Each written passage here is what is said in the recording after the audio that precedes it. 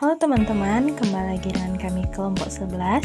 Di sini kami akan mempresentasikan hasil diskusi kelompok kami dengan tema pembelajaran laporan keuangan sektor publik.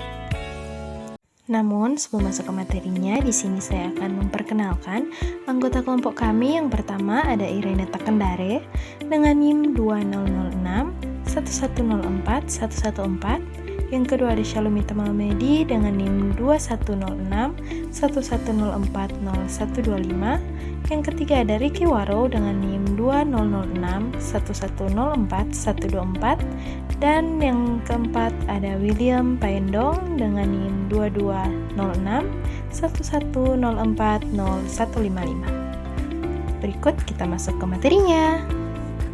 Kita masuk ke materi yang pertama, yaitu pengertian laporan keuangan. Yang pertama, laporan keuangan merupakan komponen penting untuk menciptakan akuntabilitas.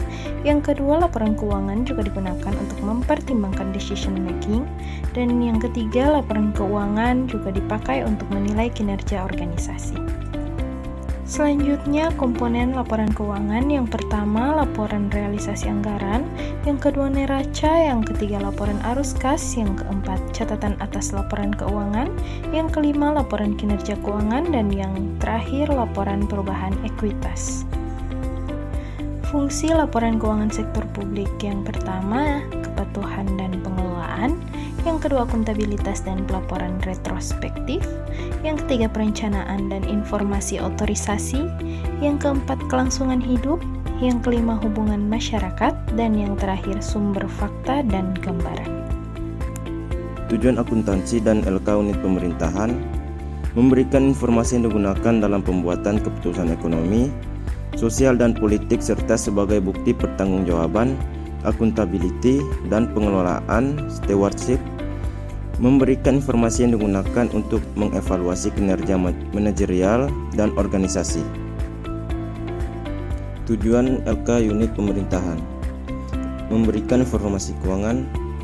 Yang pertama, untuk menentukan dan memprediksi aliran kas, saldo neraca dan kebutuhan sumber daya finansial jangka pendek untuk pemerintah. Yang kedua, untuk menentukan dan memprediksi kondisi ekonomi suatu unit pemerintahan dan perubahan-perubahan yang terjadi di dalamnya. Yang ketiga, untuk memonitor kinerja, kesesuaiannya dengan peraturan perundangan, kontrak yang telah disepakati dan ketentuan lain yang disyaratkan. Yang keempat, untuk perencanaan dan penganggaran, serta untuk memprediksi pengaruh akuisisi dan alokasi sumber daya dan pencapaian tujuan operasional. Selanjutnya, memberikan informasi untuk mengevaluasi kinerja manajerial dan organisasional. Yang pertama, untuk menentukan biaya program, fungsi dan aktivitas dan memudahkan analisis dan melakukan perbandingan dengan kriteria yang telah ditetapkan, membandingkan dengan kinerja periode sebelumnya dan dengan kinerja unit pemerintah lain. Yang kedua, untuk mengevaluasi tingkat ekonomi dan efisiensi operasi, program, aktivitas, dan fungsi tertentu di unit pemerintah. Yang ketiga, untuk mengevaluasi hasil suatu program, aktivitas, dan fungsi serta efektivitas terhadap pencapaian tujuan dan target. Yang terakhir, untuk mengevaluasi tingkat pemerataan dan keadilan. Bentuk laporan keuangan sektor publik pada dasarnya dapat diadaptasikan dari laporan keuangan sektor swasta yang disesuaikan dengan sifat dan karakteristik sektor publik serta mengakomodasi kebutuhan pemakaian. Berikut alasan dibuatnya laporan keuangan sektor publik. Antaranya, yang pertama internal, yang kedua alat pengendalian, yang ketiga evaluasi kinerja manajerial dan organisasi, yang keempat eksternal, yang kelima bentuk mekanisme pertanggungjawaban, yang keenam dasar pengambilan keputusan. Selanjutnya, pemakaian laporan keuangan sektor publik. Menurut Drewin et al. 1981 antaranya yaitu pembayaran pajak, pemberi dana bantuan, investor, pengguna jasa, karyawan atau pegawai, pemasok, dewan legislatif, manajemen, pemilih, badan pengawas. Sedangkan pemakaian lain seperti lembaga pemerintah, masyarakat, regulator, kelompok politik, generasi, YED, serikat dagang sektor publik, dan lain-lain. Selanjutnya, persamaan laporan keuangan sektor publik dan swasta, yaitu yang pertama dokumen-dokumen sumber, yang kedua berperan sebagai hubungan masyarakat, yang ketiga membutuhkan standar akuntansi sebagai pedoman. Perbedaan LK sektor publik dan swasta. Laporan Departemen Pemerintah, yang pertama fokus finansial dan politik, kedua kinerja secara finansial dan non-finansial, ketiga pertanggungjawaban kepada parlemen dan masyarakat luas, keempat berfokus pada bagian organisasi, kelima melihat ke masa depan secara detail, keenam aturan pelaporan ditentukan oleh Departemen Keuangan, ketujuh laporan diperiksa oleh Treasury Cash Accounting. Selanjutnya LK sektor swasta.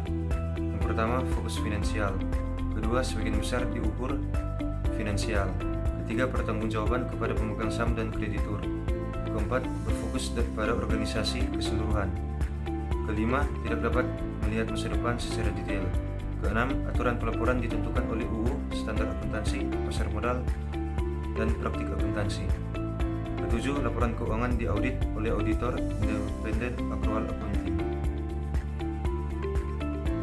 Selanjutnya luas pengungkapan yang diperlukan. Yang pertama fokus pengukuran dan dasar akuntansi pembuatan laporan, kedua kebijakan menghapus atau menghentikan aktivitas internal unit kerja pada laporan aktivitas, ketiga kebijakan kapitalisasi aktiva dan menaksir umur ekonomi aktiva tersebut untuk menentukan biaya depresiasinya, keempat deskripsi jenis transaksi yang masuk penerimaan program dan kebajikan, alokasi biaya yang tidak langsung kepada suatu fungsi atau unit kerja dalam laporan aktivitas. Selanjutnya, kebijakan pemerintahan dalam menentukan pendapatan operasi dan non-operasi. Selanjutnya, pemerintah harus mengungkapkan secara detail dalam catatan laporan keuangan tentang aset modal dan utang jangka panjang. Selanjutnya, efek laporan keuangan yang buruk. Yang pertama, menurunkan kepercayaan masyarakat kepada pengelola dana publik atau pemerintah. Kedua, investor akan takut menanamkan modalnya karena LK tidak dapat diprediksi sehingga meningkatkan risiko investasi. Ketiga, pemberi donor akan mengurangi atau menghentikan bantuannya. Keempat, kualitas keputusan menjadi buruk. Kelima, laporan keuangan tidak dapat untuk mengukur kinerja. Kelima, laporan keuangan tidak dapat diauditkan. Terima kasih sudah menonton teman-teman. Sampai jumpa di video berikutnya.